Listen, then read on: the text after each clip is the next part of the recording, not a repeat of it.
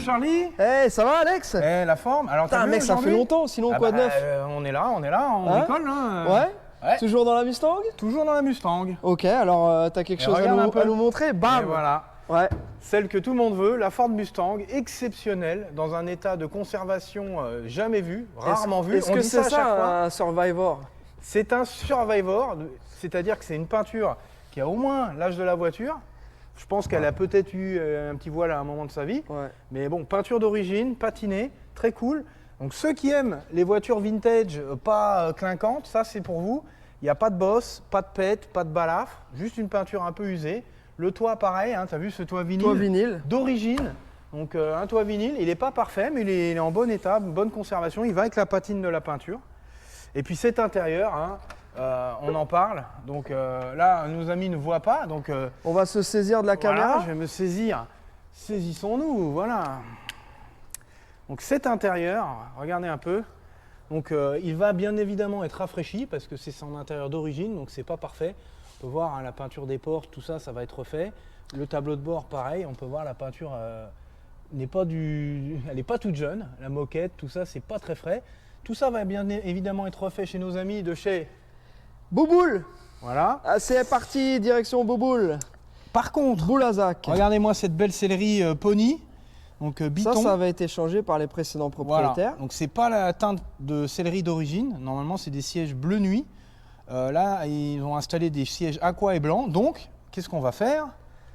Nous allons installer un intérieur. Une moquette aqua. Tout aqua. Panneau de porte blanc pour trancher. Ça va être peint en aqua. Aqua, exactement. Tableau de bord en blanc. Donc l'intérieur sera color correct, on va dire. Ouais. Et sera tout beau, un beau petit cocon dans une voiture, somme toute, tout originale. Donc on va faire le tour rapidement.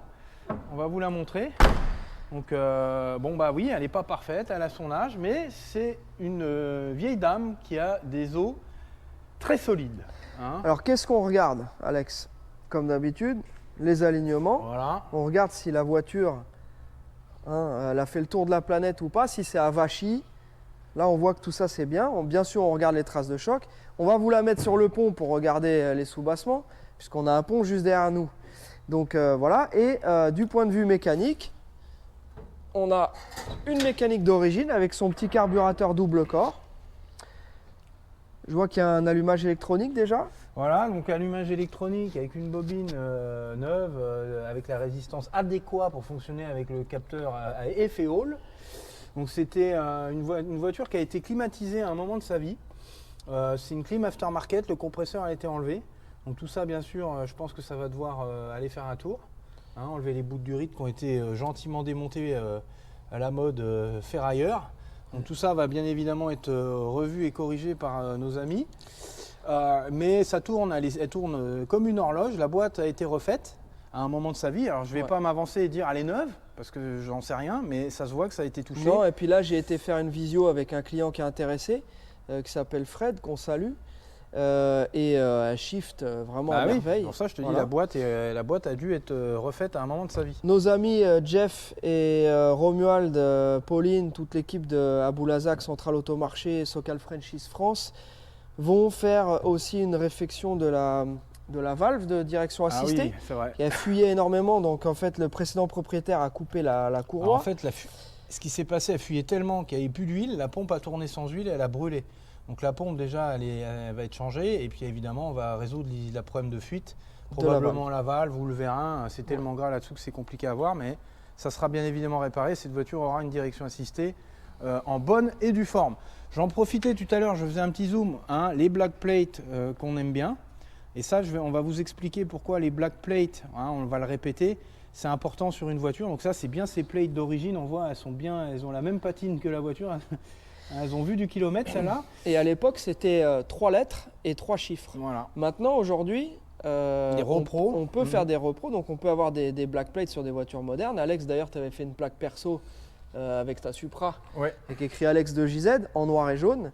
Mais c'est à ça qu'on reconnaît les black plates californiennes d'origine. Voilà. Donc, belle petite caisse. On va la mettre sur le pont et puis on va vous montrer les sous-bassements.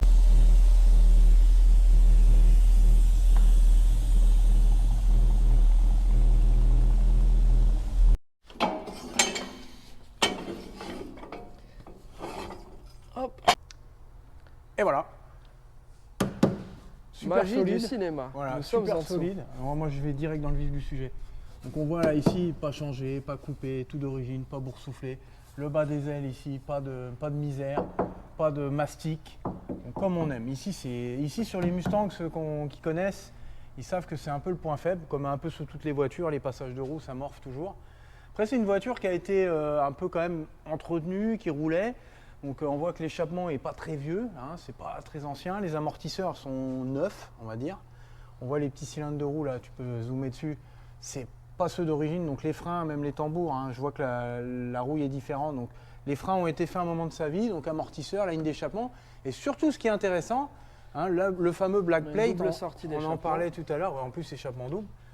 On en parlait tout à l'heure, c'est l'état de conservation du dessous. Hein. On peut voir, regardez, le longeron, le dessous du plancher, si je gratte un peu, on voit il y a encore la cataphorèse rouge.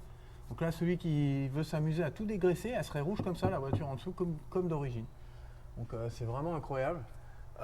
L'état de ces voitures, quand on en trouve une, et c'est vrai que, je le précise, ça devient très difficile de trouver des voitures dans cet état de conservation. On peut noter un truc un peu rigolo. Donc là, normalement, il y a des bouchons en couchou. Donc là, ils nous ont mis du papier. Ils ont mis des bouchons. Alors, au lieu de rajouter les petits bouchons, ah tiens, ça peut être rigolo. Et viens, on essaie de regarder s'il y a une date là-dessus. Oui, ça peut. Mais je pense que nos amis, ils sont plus enclins à regarder nos histoires de mécanique. Donc là, il y aura un petit roulement à resserrer. Voilà. Tu vas trouver un ragondin mort là-dedans. Une bête. C'est une idée. Alors d'habitude, les gens laissent ça comme ça en fait. Hein. Voilà. Il laisse ouvert, ouais. Il laisse ouvert. Donc là, on voit bien hein, effectivement la cata Forez. Voilà. Donc les longeons sont quand même bien conservés, ils sont pas trop criqués, un petit peu là. Bon, bah, c'est la routine. Ouais. Hein, c'est même pas vraiment. Enfin, c'est les fermetures de longeons, c'est ce qui supporte le plancher avant. Donc c'est pas catastrophique. La boîte de vitesse dont je parlais tout à l'heure, tu peux filmer, on peut voir. Hein, elle est vraiment clean. Pour une voiture de cet âge-là, moi j'imagine qu'elle a dû être enlevée. On voit même ils ont changé les petits tuyaux de refroidissement qui sont souvent cassés et rafistolés avec des bouts de durite. Ouais. Ils ont changé ça, donc ça c'est cool. Et puis la fameuse direction qui fuit, donc là on voit c'est un panier. Je pense qu'il y a soit un problème de valve, on voit que ça coule bien ici au niveau de la valve. Le vérin aussi, probablement les deux. Donc je préconise de refaire la valve, de changer le vérin et de changer les deux petites durites là. Et la pompe bien évidemment qui est brûlée. Donc mettre une pompe neuve. Après niveau train avant, la voiture elle allait bien. Après il y a des petits réglages à faire. Là on peut voir c'est des roulements coniques. Donc un petit graissage, un petit nettoyage et puis un petit réglage. Les petits soufflets par-ci par-là. Les bras inférieurs ont déjà été changés. Donc ça c'est déjà ça de moins à faire. Ouais. Les bushings de strut rod aussi, ça a été changé. Hein, ça c'est les pièces. Ça c'est très important si vous avez une Mustang, que ces pièces-là soient en bon état, parce que c'est ça qui fait la rigidité et qui tient le train avant. Ça en fait partie malgré, avec le reste, les rotules, etc. Mais je sais que quand ça c'est mort ou affaissé, voilà, les trains, la voiture, elle se promène. Quoi. Ok. Voilà. Petit conseil pas cher. Les conseils pas chers. Après, bon, bah, évidemment, la petite révision qui va bien aller, vidange, les fluides, regardez les freins, les mâchoires, les flexibles. Allez, on fait un petit pari, les flexibles avant, absolument morts, jamais changé. Ça, c'est les États-Unis. Je ne sais pas s'ils comprennent l'importance des flexibles de frein. Et ils mettent non, oh là là, ouais, j'avoue. Voilà, bah, regarde, j'ai gagné. Bon, là, ça va pas péter si tu veux, mais bon, ils sont quand même assez vieux, quoi. Ça coûte rien des flexibles de frein, et c'est les freins, quoi. Surtout sur une voiture comme ça avec des tambours. C'est un monocircuit, donc là s'il y a un flexible qui pète, t'as plus de frein du tout. Terminé, bonsoir. Terminé. Ouais, terminé. Le carter a été réparé, mon ami. Ouais, bon, bah écoute, il a peut-être foiré le bouchon à un moment de sa vie, puis ils ont soudé un écrou par l'extérieur, brasé. Bah ça marche, hein, c'est la réparation. Là, pendant le Paris-Dakar, voilà, ils faisaient la même chose. Ils n'auraient pas fait mieux. Ils n'auraient pas fait mieux. Hein. Ouais. Bon, pareil, alors, c'est vrai que la structure, hein, on voit les passages de roue, tout ça. Ouais, elle est vraiment saine. Vraiment saine, ouais. la voiture. Même là, la cataphorèse, on la voit encore sur la traverse avant, ce qui est assez rare parce que généralement ici, c'est là où ça mange tout le grime de la route et tout. Donc vraiment, elle est vraiment bien conservée. Je sais pas si celle-là, on va avoir les marques. J'ai vu quelques marques, j'en ai vu une là, regarde. Ici, là, il y a écrit Tail ou je sais pas. Ouais, ça, je pense pas que ce soit d'origine. Mais souvent sur la caisse, tu as des petites marques de craie. Bon, des fois on a la chance de les avoir, des fois on les a pas. À savoir que la dernière fois on vous a montré une Mac One 6070 qui avait toutes ces marques. Et je pense qu'ils doivent les enlever avant la livraison. Alors, ils devaient les enlever parce que c'est rare de les voir en fait. Tu vois, sur l'arbre transmission, etc. C'est rare de voir toutes ces marques. On en voit de temps en temps quelques-unes qui sont restées. Et des fois, c'est rare.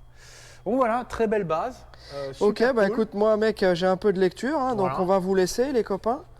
Hein, on a de la lecture, on a du boulot. Donc, fin de la présentation de cette petite Mustang. Les fameuses gouttes, on n'en a pas parlé, mais on aime bien vous en parler, les gougouttes de Cataforez. Voilà. Encore une très belle caisse qui part à Bouboule. Rendez-vous pour la prochaine. Petit format, une caisse, une vidéo. C'est ça. Allez, à plus!